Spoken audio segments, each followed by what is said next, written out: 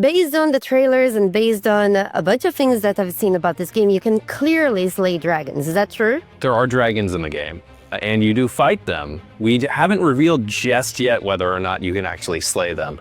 But you can fight them, you can fly them. Can you lay them? I'm sorry to the Lua fans, but at this point we're not confirming whether or not there's dragon relations. Could you speak a little bit to how big this game is? We've been seeing some news out there with some specific numbers floating around about how big the map is. I don't think numbers really do it justice because how big is that in terms of scope and scale?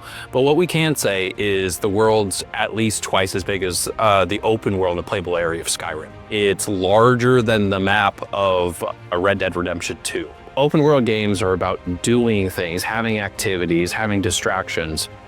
So we wanted to create a world that's not only massive, but is also incredibly interactive. Obviously, you and your community, Lua, care a lot about romance systems. This is not that type of game in terms of RPG elements and decision-making. What it is, though, is you choose the type of character that you want to play as in terms of your progression within the systems in the game. And then through basically headcanon, you're having this very different experience than other players because of the scope and scale of the game. You'll be distracted by something, you'll go on this quest line, you'll have an experience that'll be radically different than someone else, even though they're playing the same game. The guiding principle for the game is around empowering the player and not forcing them into specific choices. There's a lot of time between now and launch in March for us to be able to elaborate on those systems, show people if they have, say, I have an hour to jump in and play this game after work, what is my experience going to look like? So we've done a little bit of showing when you're not in combat, how you're taking advantage and interacting in the world, harvesting resource, gathering them for a whole crafting system that we have in the game for equipment as well as... You can build your house, apparently.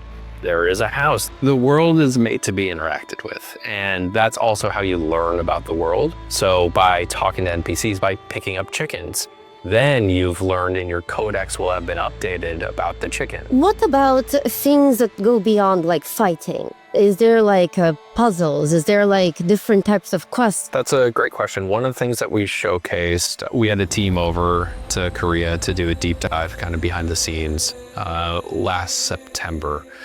They came out and we showed them a glimpse of a bunch of different systems.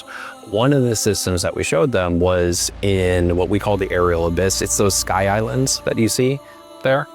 That's a very important and pivotal part in the story and quest and mystery surrounding the world. In those sky islands, there are puzzles. They all have a different vibe, if you will, and then treasures and rewards for completing them. When can people get the game? Where can they get it? What does that look like for you guys? The game comes out on March 19th across basically every platform. It'll be available on consoles on PS5, as well as Xbox Series X and S, PC, as well as natively on Mac.